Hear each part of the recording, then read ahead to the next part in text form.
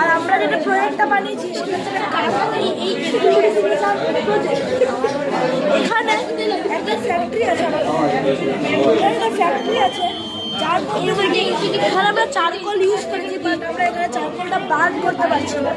এখান থেকে সেই চারকোলটার যে হার্মফুল কেমিক্যালস, পার্টিকেলসগুলো কার্বন ডাইঅক্সাইডের মাধ্যমে এর মধ্যে দিয়ে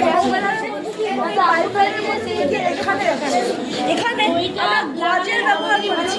এই গজটা যে কার্বন ডাইঅক্সাইডের মধ্যে থেকে কার্বনের পার্টিকেলসগুলোকে এই দিকে থামিয়ে দিচ্ছে এবং এই গজের মধ্যে থেকে শুধু ফ্রেশ এয়ারটাই এইটার মাধ্যমে, এই ফ্যানটার মাধ্যমে উপর দিয়ে বেরিয়ে দিচ্ছে।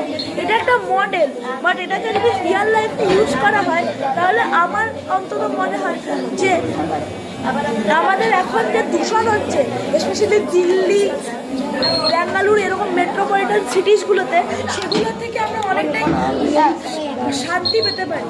এটা আমাদের ক্লাইমেট চেঞ্জ প্রিভেন্ট করতে সাহায্য করতে পারে, ন্যাচারাল ইকোসিস্টেম বজায় রাখতে সাহায্য করতে পারে, এয়ার কোয়ালিটি ইমপ্রুভ করতে সাহায্য করে, আর এনভায়রনমেন্টাল ব্যালেন্স মেনটেন করতেও সাহায্য করতে পারে। Thank you.